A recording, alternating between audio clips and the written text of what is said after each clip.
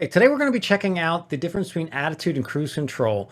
When you have a GPS unit on your drone, you put it in a position hold, you can manipulate where the drone is at location-wise, right? You can move it forward, move it backwards, side to side. But there's a big difference in how that operates between INAV and BETAFLIGHT. BETAFLIGHT has this one option, it's attitude mode. INAV has attitude and cruise control. They're two different modes, but the default is attitude. And I think it really confuses people because a lot of times you're moving the quad, if you're trying to do some stationary work, filming or things of that nature, and you're, just making some adjustments for where the quad is, but still having it in a position hold, and then you let go of the sticks, it kind of like snaps back. And there's things in BetaFlight, there's some code for like braking in INAV. You can turn braking on, there's some options there, but then there's some gotchas on how that works, whether if you're in attitude control or in cruise control when in INAV, if that braking is going to work for you or not. Finally, no matter what you do in the attitude control mode, whether in BetaFlight, which is the only option in INAV, it's one option, but it's the default, it's going to be kind of abrupt to snap it back or break it because your speed of which that you're controlling it is not adjustable. It's really just meant based on your stick positions and how much it angles. It could just keep accelerating for a long time. But that's totally different when you select cruise control in INAV. So bottom line, what are all these settings? Let's get into it and let's show the difference between those things in INAV, and then we can talk how that relates to some of the options or what the code does in BetaFlight. Again, when you're in position hold and then you're using the sticks to move the quad left or right or front or back. So the first up here, let's check out INAV in position hold. So you can see I have position hold here, and I'm just gonna go ahead and tilt it forward. And this is the default behavior in attitude mode. And you can see it just leans the quad forward. And then when I let go of the sticks, it's kind of angle it back, but it's gonna try to retrace. You can see I'm backing up to try to get to where I let go of the sticks. And that's how it operates in attitude mode. And then there is this option for brakes on or off. So brakes options. But even with brakes on in attitude mode, you're not going to see a difference. So now I have brakes on. Turn down the volume here because I have the OSD. And you can see here now brakes are on. If I let go right here, it's going to go ahead and offset, and then it's going to try to kind of back up. Here you can see it's backing up to where I let go of the sticks, and it's going to kind of find that point. So that's even with brakes on, and that really just goes to show that when you're in the default attitude mode, brakes on or brakes off doesn't matter. There's no 6 meters.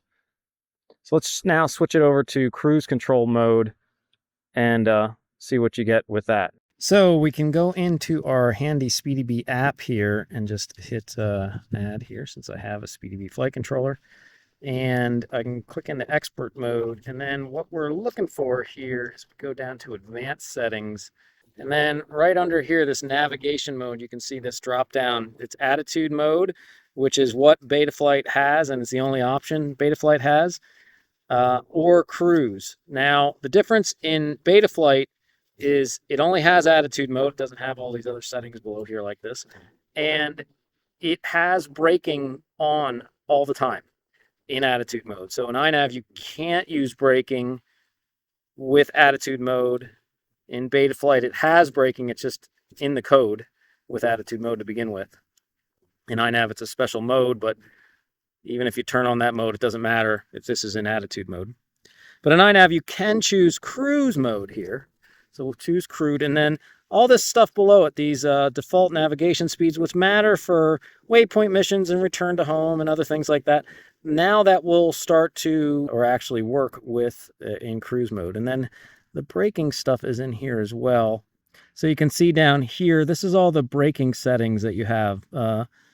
Multi-rotor braking mode, and that has to deal with when I have brakes on. And I'll bring this up here and we'll talk about these settings here in a second. But anyways, that's how we can change it here in the field. And we're just going to go ahead and hit save and reboot, and we should be good to go. Okay, so now we're at the same thing. Let's get a little altitude here, be about the same altitude as we were before. So now we're in cruise mode, and you'll notice some differences here. As I lean forward, it's going to kind of lean back. You see that, how it leaned back, but I have my sticks still pointed forward?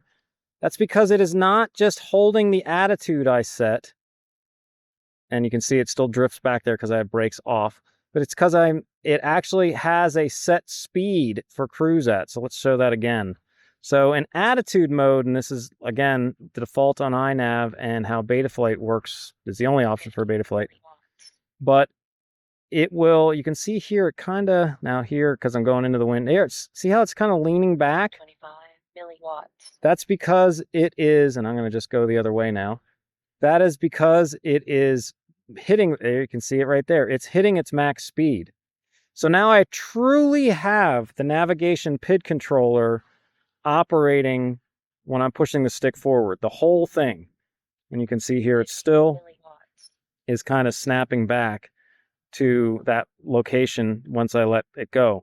And this is really important if you are looking at your tune, that you're going to get confused if you're looking at the navigation PIDs and whatnot, and you know, not understanding why it's going past the set point, or basically why is it going past where and then kind of snapping back.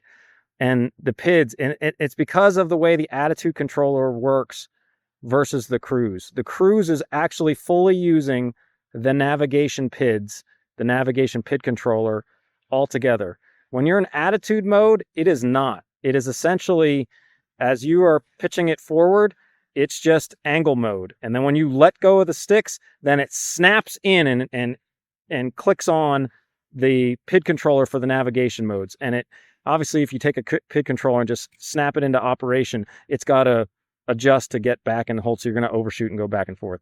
So again, you can still see here that I kind of go past the set point, or past where my stopping point is, and then it slowly cruises back. If you look on the edge of the thing there, it's not too much, but it slowly cruises back. If I turn brakes on now, you're going to get a little bit better behavior, where it will detect, I wish I wouldn't have that on, but it will detect when I have the, where the quad kind of stops, and it will make that the location. Now, my bad, I actually put it into return to home there. That was return to launch.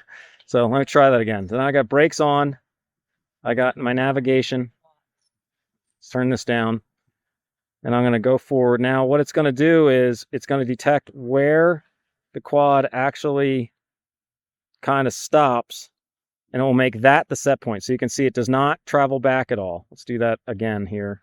It's actually better going with the wind, so let's do it a little bit more here.